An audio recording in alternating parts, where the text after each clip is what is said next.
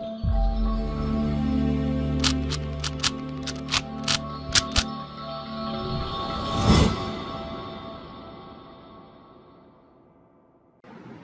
Guys, welcome to विवा classes. आज हम आपके साथ class 12 Indian economy on the eve of independence, that means Indian economic development का चैप्टर 1 का पार्ट 2 आपके साथ डिस्कस करने जा रहे हैं।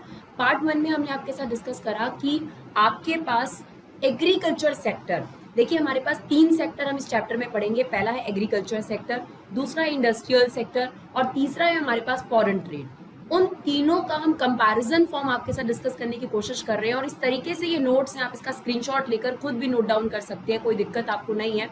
बट हम कोशिश करेंगे कि आपको इसके नोट्स भी अवेलेबल करवाएं। लेकिन सबसे पहले देखिए डियर, हमने आपके साथ डिस्कस करा कि एग्रीकल्चर सेक्टर ब्रिटिश या कॉलोनियल रूल आने से पहले क्या थी और उसके बाद उसके क्या हालात हो गए। यानी ब्रिटिशर्स ने अपने जो भी ईस्ट इंडिया कंपनी ने आकर जो भी हमारे एग्रीकल्चर सेक्टर के डिक्लाइन के पीछे जो भी उसका कारण बना, हमारी जो एग्रीकल्चर सेक्टर था वो स्टेगनेंट इकोनॉमी के तौर पर हमें देखने को मिलता है। तो उसके बारे में हमने लास्ट वीडियो में डिस्कस करा। आज हम आपके साथ डिस्कस करेंगे कि industrial sector before British rule क्या था और आफ्टर ब्रिटिश रूल या फिर ड्यूरिंग ब्रिटिश रूल उन्होंने हमारी इंडस्ट्री के साथ क्या किया। तो सबसे पहले ये जानना जरूरी है कि ब्रिटिशर्स के आने से पहले क्या हमारे देश में इंडस्ट्रियल सेक्टर था बहुत ही कम पोर्शन था इंडस्ट्री का। आपको पता है कि 3 सेक्टर होते हैं किसी भी इकोनॉमी के सक्सेस के लिए। First is primary sector, that is agriculture sector. Second is secondary sector, that is industrial sector, जो कि हमारी इकोनॉमी में बहुत कम था। इवन इफ हमारे यहाँ प्राइमरी यानी कच्चा माल हमारे देश में खूब प्रोड्यूस होता था। इसी चक्कर में तो इंडिया में ईस्ट इंडिया कंपनी आई थी और उसने हमारा जो रॉ मटेरियल पूरा पार्ट है वो अपने यहाँ पर हमें फीडर के तौर पर उसने इस्तेमाल करना शुरू कर दिया। कच्चे माल के हम लोग एक्सपोर्टर हो गए थे और फिनिश गुड के हम एक्सपोर्टर थे।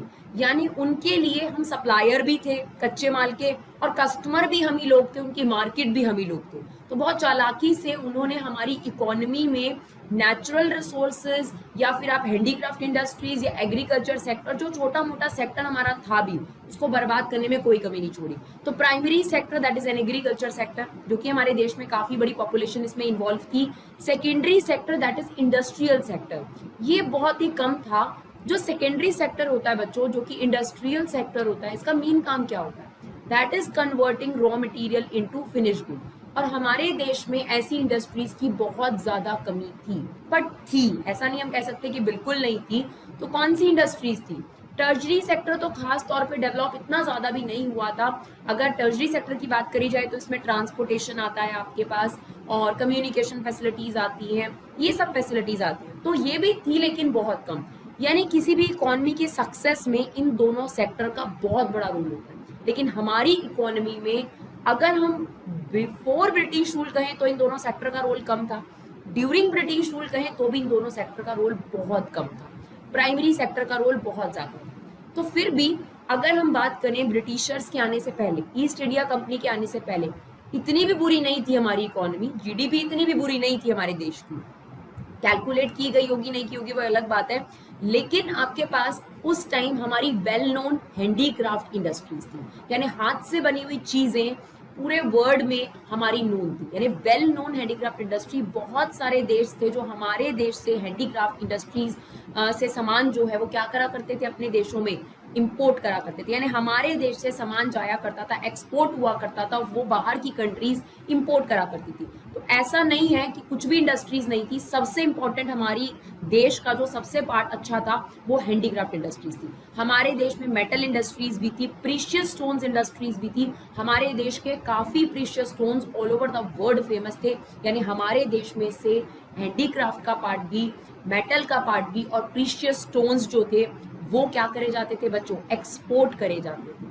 तो ऐसा नहीं था कि इंडस्ट्रियल सेक्टर बिल्कुल ही बेकार था हमारा।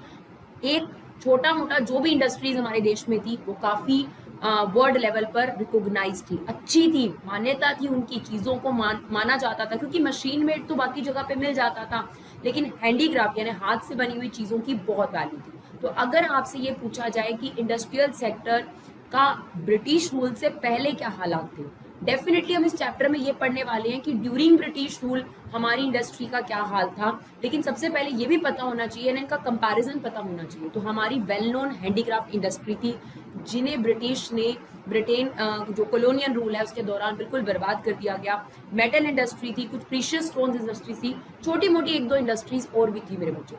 तो ब्रिटिश रूल से पहले हमारी कुछ एक दो इंडस्ट्रीज थी। Now what about during British rule, यानी ब्रिटिशर्स ने हमारे यहाँ पर जो भी राज किया 200 साल के करीब उन्होंने राज किया बच्चों, 2 सेंचुरी उन्होंने हमारे यहाँ राज किया है।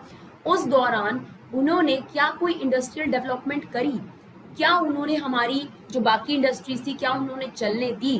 तो अब हम दूसरा पर्सपेक्टिव पढ़ते हैं, ड्यूरिंग ब्रिटिश रूल हमारी हैंडीक्राफ्ट इंडस्ट्री के क्या हालात थे।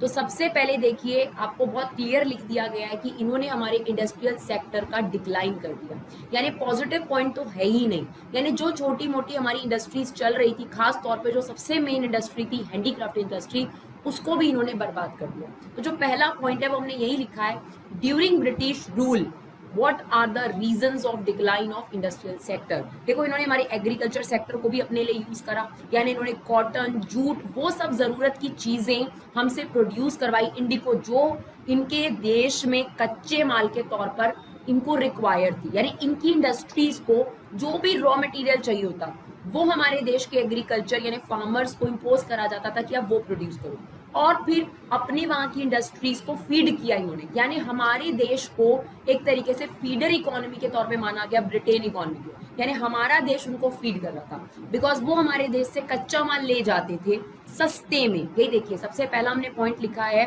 What are the reasons of decline of industrial sector. तो पहला रीजन है systematic deindustrialization. What is industrialization? Industrialization का मतलब होता है इंडस्ट्रीज खुलना। डी इंडस्ट्रियलाइजेशन का मतलब है जो इंडस्ट्रीज थी वो भी बंद हो जाना, that is an opposite of industrialization. तो 1991 की पॉलिसी आने से पहले आपके देश में कोई खास इंडस्ट्रीज नहीं ओपन अप हुई थी, हम बताएंगे आपको कौन सी इंडस्ट्रीज ओपन अप हुई थी।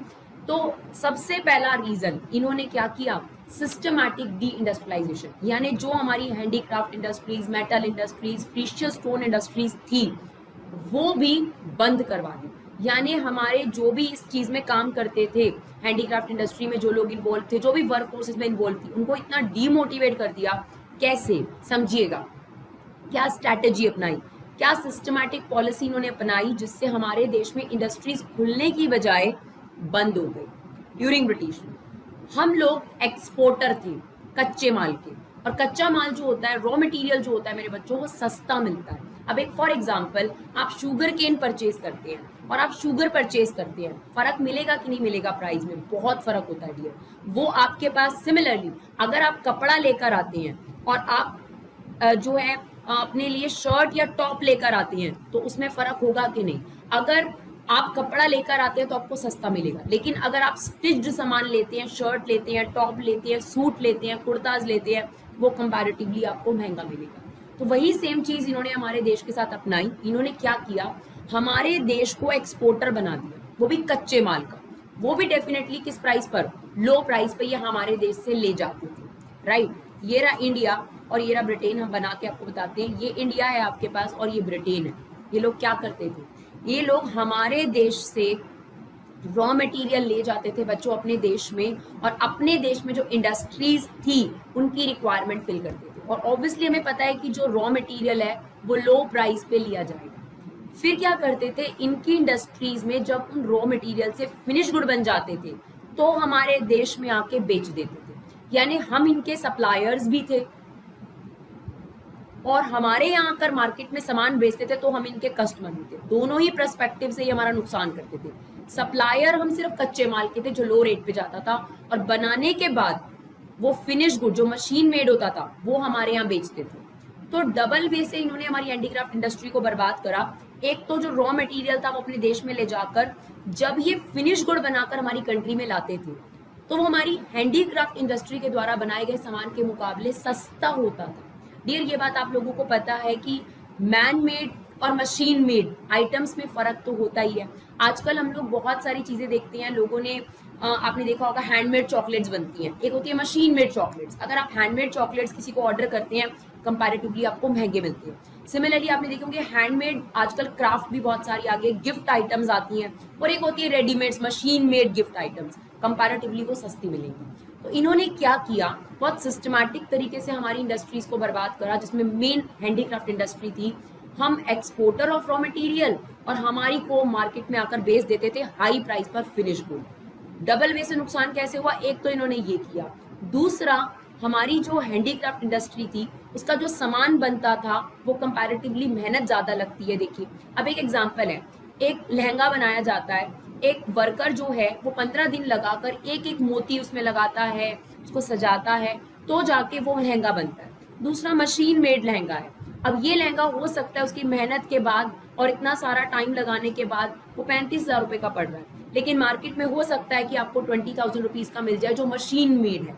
तो ये जो डिफरेंस उन्होंने क्रिएट करा था, जो लोग थे हमारे देश के वर्क जो क्या कह सकते हो आप, बायर्स थे, कस्टमर्स थे, वो फिर मशीन मेड आइटम्स की तरफ टूट पड़े थे, राइट। यानी हमारे यहाँ से उनको कस्टमर्स भी मिल रहे थे। तो फर्स्ट सिस्टमैटिक डी इंडस्ट्रियलाइजेशन, यानी हम एक्सपोर्टर ऑफ रॉ मटेरियल थे, इंपोर्टर ऑफ फिनिश गुड थे।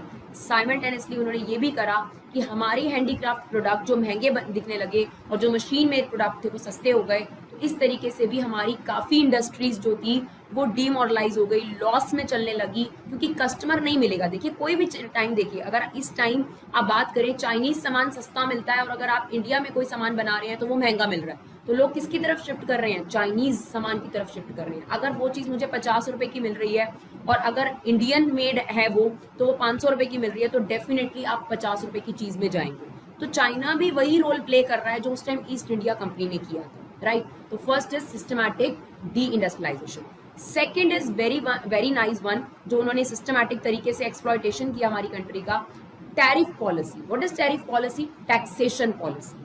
बड़ी चालाक टैक्सेशन पॉलिसी उन्होंने अपनाई। यहाँ देखिए हमने यहाँ पर आपको पॉइंट्स में ही जो है वो करा है, समझने के लिए आपको हम बता रहे हैं, अदरवाइज आपके पास यहाँ की पॉइंट्स में ही आपको और कुछ भी नोट्स बनाने की जरूरत नहीं है। तो डिस्क्रिमिनेटरी टैरिफ पॉलिसी क्या करा, कोई टैक्स नहीं लिया जाएगा किस पर, अगर इंडिया से ब्रिटेन में कच्चा माल जाएगा। Export of raw material free कर दिया और ब्रिटेन से इंडिया में जो फिनिश गुड आया उसको भी फ्री कर दिया, यानी कोई टैक्स नहीं। समझ गए बात को? किस तरीके से इन्होंने सिस्टमैटिक हमने हमारे देश को मार्केट के तौर पे बना दिया कि हम सिर्फ कस्टमर्स हैं उनके। तो रॉ मटेरियल हमारे देश से जाएगा, कोई टैक्स नहीं देना पड़ेगा, तो उनको और सस्ता पड़ता था। फिनिश गुड ब्रिटेन से इंडिया में आएगा, वो और सस्ता मिलने लगा हमारे इंडिया में, और हमारे देश के जो हैंडीक्राफ्ट इंडस्ट्री जो भी वर्कर्स थे उनका जो सामान था वो कंपैरेटिवली महंगा, उसे कर दिया टैक्स फ्री। दूसरी तरफ हैवी टैक्सेस इम्पोज कर दिए अगर इंडियन हैंडीक्राफ्ट किसी भी और देश में एक्सपोर्ट होता था। उससे क्या नुकसान होगा, उससे हमारे बाहर के देश में जब सामान जाता था तो वो महंगा हो जाता था। और ये बहुत चालाक थे ये लोग, जो हम सामान बनाते थे ये ब्रिटेन में भी बनाते थे। अब इंडिया से जो भी फॉरेन कंट्रीज सामान लेती थी उन पर हैवी टैक्सेस लगा देते थे, जिससे फॉरेन कंट्रीज में वो बहुत महंगा हो जाता था हैंडीक्राफ्ट का सामान। अब ये क्योंकि मशीन मेड बनाते थे, इन कंट्रीज को डायरेक्ट बेचने लगे, तो इन्होंने हमारे फॉरेन ट्रेड को भी बर्बाद करा, जो हम इसमें देखेंगे कि काफी हद तक इन्होंने हमारे फॉरेन ट्रेड को नुकसान किया था। तो second is discriminatory tariff policy. इसकी वजह से भी डियर हमारी जो हैंडीक्राफ्ट इंडस्ट्रीज थी वो काफी ज्यादा लॉस में गई और काफी इंडस्ट्रीज बंद हो गई। That is what deindustrialisation means. Industrialisation मतलब इंडस्ट्री खुलना एंड देन इंडस्ट्रीज बंद होना। तो इस तरीके की पॉलिसीज इन्होंने इस्तेमाल करी, जिससे हमारे एग्रीकल्चर सेक्टर के बारे में जो हमने पहले पढ़ा, इन्होंने हमारे इंडस्ट्रियल सेक्टर को भी डेवलप नहीं होने दिया। Third point, during British rule industrial sector के डिक्लाइन के पीछे तीसरा रीजन। अब आप देखिए जब इंडस्ट्रियल सेक्टर में जो हैंडीक्राफ्ट इंडस्ट्री थी, which is the main industries, वो बंद होने लगी, डिक्लाइन होने लगी, उन लॉस होने लगे हैंडीक्राफ्ट इंडस्ट्रीज को, जो लोग नहीं सर्वाइव कर पाए वो बंद करने लगे। तो उसका नुकसान क्या हुआ हमारे देश में, एक तो हाई लेवल ऑफ अनएम्प्लॉयमेंट बढ़ गई। अब क्योंकि जो भी लोग हैंडीक्राफ्ट इंडस्ट्रीज में इन्वॉल्व थे वो बंद करके फिर से कहाँ जाने लगे, agriculture sector, because there is only two sector, agriculture sector जो कि सबसे ज्यादा पॉपुलेशन थी, और दूसरा हमारे पास था कहीं ना कहीं इंडस्ट्रियल सेक्टर जो बहुत कम था, जिसमें हैंडीक्राफ्ट के नाम पर, मेटल इंडस्ट्री, प्रीशियस स्टोन के नाम पे कुछ एक दो इंडस्ट्रीज थी। तो अब क्योंकि मशीन मेड सामान सस्ता मिलने लगा, कस्टमर्स जो है वो मशीन मेड सामान की तरफ भागने लगा, तो लॉस होने लगा हैंडीक्राफ्ट इंडस्ट्रीज को, बंद करने लगे हैंडीक्राफ्ट इंडस्ट्रीज, तो जो वहां पे वर्कफोर्स थी वो मूव करने लगी एग्रीकल्चर सेक्टर की तरफ, तो एग्रीकल्चर सेक्टर पे और प्रेशर बन गया, राइट। तो देखिए ये इफेक्ट था, ये इस सारा इंडस्ट्रियल सेक्टर का ही आपके पास इफेक्ट आ गया। फिर they couldn't stand in foreign market, और क्योंकि हमारे प्रोडक्ट जो थे बच्चों वो महंगे हो गए, अभी अभी मैंने आप लोगों को बताया कि वो बहुत चालाकी से करने लगे। एक तो हैंडमेड सामान होता था, मेहनत ज्यादा लगती है मशीन मेड के मुकाबले, पहले से ही महंगा, ऊपर से वो लोग हैवी टैक्सेस लगा देते थे, तो वो फॉरेन मार्केट में हमारा प्रोडक्ट बहुत महंगा होने लगा। यानी अगर इंडिया ने मान लीजिए 500 रुपए में कोई सामान बनाया, ये लोग उस पर टैक्सेस लगा देंगे 100 रुपए, ये बन गया 600 रुपए का, यानी फॉरेन मार्केट में बेचने को पड़ेगा हमारा 600 रुपए का। ब्रिटेन उसे बना रहा है 300 रुपए में, और टैक्स लगा रहा है अगर 50 रुपीज, तो फॉरेन मार्केट को मिल रहा है 350 रुपए। तो आप खुद सोचिए, जो भी इकोनॉमी है बाहर का, जो भी रेस्ट ऑफ द वर्ल्ड है, वो 350 रुपए का सामान खरीदेगा कि 600 का, तो उसने इंडिया से खरीदना क्या कर दिया, बंद कर दिया, और ब्रिटेन से खरीदना शुरू कर दिया। तो हम लोग जो है वो स्टैंड ही नहीं कर पाए फॉरेन मार्केट में। तो हमारी हैंडीक्राफ्ट इंडस्ट्रीज जो सबसे ज्यादा मेन मानी जाती थी फॉरेन मार्केट के अंदर, जिसकी अच्छी खासी स्टैंडिंग थी, जो वेल नोन था, वो भी कहीं ना कहीं क्या हो गया डियर, कहीं ना कहीं उसकी स्टैंडिंग जो थी वो खराब होने लगी। तो 3 रीजन अभी तक हमने आपके साथ डिस्कस करे, चौथा भी डिस्कस करते हैं। चौथा रीजन ये है डियर कि हमारे पास कैपिटल गुड इंडस्ट्रीज नहीं थी। कैपिटल गुड इंडस्ट्रीज क्या होती हैं, जो मशीन बनाती हैं, टूल्स बनाती हैं, उनको बोलते हैं कैपिटल गुड इंडस्ट्रीज, है ना।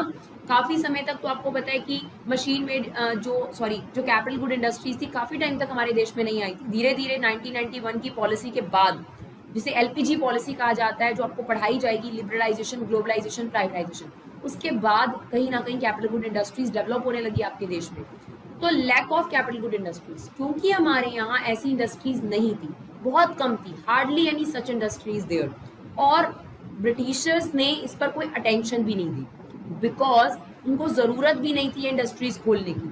हम ब्रिटिशर्स के पॉजिटिव इम्पैक्ट भी पढ़ेंगे, इन्होंने रेलवे बनवाई, रोड बनवाए, पोर्ट बनवाए, एजुकेशन सिस्टम में काम किया, लेकिन इन्होंने इंडस्ट्रियल सेक्टर को बिल्कुल डेवलप नहीं होने दिया हमारे देश में, क्योंकि ये बहुत अच्छे तरीके से जानते थे कि रॉ मटेरियल में तो इंडिया ऑलरेडी रिच है, अगर इंडस्ट्रियल सेक्टर खुल गया तो भाई ये देश बहुत बढ़िया हो जाएगा, क्योंकि कच्चा माल यही है, यही वाली इंडस्ट्री बाय करेंगी, ट्रांसपोर्टेशन कॉस्ट भी ज्यादा नहीं पड़ेगी, और फिनिश गुड बनाकर जब देशों को बेचा जाएगा तो कितना अच्छा होगा। तो इन्होंने कोई ज्यादा अटेंशन नहीं पे करी इस बात पर कि हाँ इंडस्ट्रीज खोली जाएं, बल्कि हमारा देश ब्रिटेन की इंडस्ट्रीज के लिए एक फीडर के तौर पर, उनकी एक तरीके से आप कह सकते हैं उनकी जरूरतों को पूरा करने के लिए हमारी इकोनॉमी जो है, एग्रीकल्चर सेक्टर जो है वो प्रोड्यूस करा करता था सामान, राइट। तो 4th पॉइंट ये हो गया आपके पास। 5th पॉइंट डियर, लो जीडीपी, कोई खास हमारे देश में ग्रोथ देखने को नहीं मिल रहा था। हाँ, ड्यूरिंग ब्रिटिश रूल 1907 में बहुत इंपॉर्टेंट जो है आपके पास टाटा स्टील इंडस्ट्री, टिस्को जिसको कहा जाता है, उस कंपनी ने जन्म लिया था, लेकिन एक दो इंडस्ट्रीज के आने से आपके देश की जीडीपी बहुत ज्यादा फर्क नहीं पड़ जाता। तो एक ये इंडस्ट्री आपके देश में आई थी, टाटा स्टील इंडस्ट्री, जो कि आज के टाइम में बहुत ही वेल नोन कंपनी है आपके पास, लेकिन बहुत ज्यादा इंडस्ट्रीज नहीं थी हमारे देश में। तो इसीलिए हमारे देश में ड्यूरिंग ब्रिटिश रूल की अगर बात करी जाए, क्योंकि सबसे इंपॉर्टेंट रोल इंडस्ट्री का होता है बच्चों, जब हम आपको इंडिया, चाइना, पाकिस्तान का रोल बताएंगे तो मोर और लेस इनकी जो आज़ादी हुई थी वो सेम टाइम पर हुई थी। चाइना हमसे ज़्यादा डेवलप क्यों है? क्योंकि उसने बहुत टाइम पहले ही, हमसे बहुत टाइम पहले ही इंडस्ट्रियल सेक्टर को रोल देना शुरू कर दिया था। हमने 1991 के बाद ये थॉट प्रोसेस शुरू करा कि इंडस्ट्रियल सेक्टर की ज़रूरत है, हमारे देश में इंडस्ट्रीज खोली जानी चाहिए, लेकिन चाइना बहुत पहले ही ये थिंकिंग कर चुका था, इसलिए वो हमसे आज आगे है कहीं ना कहीं। पहले वो पॉपुलेशन में सबसे हाईएस्ट था, पर आज वो सभी कंट्रीज में कहीं ना कहीं एक छाप छोड़ रहा है। तो डियर, कोई खास जीडीपी हमारे देश का ग्रो नहीं हुआ था, हमारे देश में इतनी ज्यादा इंडस्ट्रीज नहीं थी, बहुत ही नाम के लिए इंडस्ट्रीज थी, जिसमें से आपको एक पहले बताई थी हैंडीक्राफ्ट इंडस्ट्री, जिसे ये बर्बाद कर चुके थे, और अभी एक दो इंडस्ट्रीज और ओपन अप हुई थी, लेकिन उतना बड़ा रोल अभी जीडीपी में उनका नहीं था। लास्ट बट नॉट लीस्ट, जो पब्लिक सेक्टर था, यानी गवर्नमेंट सेक्टर था, उसने भी इंडस्ट्रीज खोलने पर कोई ज्यादा ध्यान नहीं दिया। उन्होंने ज्यादा ध्यान रेलवे, पावर जनरेशन, पोर्ट बनाने, कम्युनिकेशन, इन पर ज्यादा ध्यान दिया rather than industry open up करने पर। गवर्नमेंट सेक्टर जो है उसके पास फंडिंग काफी ज्यादा होती है, वो इन चीजों में इन्वेस्ट भी कर सकते हैं, तो उनका ध्यान ना देना भी कहीं ना कहीं एक रीजन रहा हमारे देश की इंडस्ट्रियल सेक्टर के बैकवर्ड होने का। तो अगर हम कंक्लूजन फॉर्म में आपसे पूछें कि ड्यूरिंग ब्रिटिश रूल हमारी इंडस्ट्रियल सेक्टर के क्या हालात थे, तो India remain backward in industrial sector, यानी हमारी जो इंडस्ट्रियल सेक्टर की ग्रोथ थी, ग्रोथ छोड़ो बैकवर्ड ही थी, नेगेटिव में थी हमारी ग्रोथ, राइट। तो ये है डियर आपके पास पूरा इंडस्ट्रियल सेक्टर। आई होप आपको ये वीडियो समझ में आया होगा डियर। चैप्टर खत्म होने के बाद हम इस पूरे चैप्टर का एक कंक्लूजन वीडियो भी बनाएंगे, ताकि आप लोग चैप्टर को एक टॉपिक वाइज समझने के बाद अगर आप रिवीजन वीडियो चाहते हैं तो वो वन शॉट वीडियो भी हम आपके पास लेकर आएंगे। अगर आपको हमारे एफर्ट अच्छे लगे हों, अगर आपको ये वीडियो यूजफुल लगा हो, तो प्लीज एक ही रिक्वेस्ट है डियर, चैनल सब्सक्राइब जरूर करिए और वीडियो को ज्यादा से ज्यादा शेयर करिए। यही आप लोगों की तरफ से हमारे लिए सबसे बड़ा रिवॉर्ड है। Thank you so much guys for love and support. Keep supporting Vibha classes.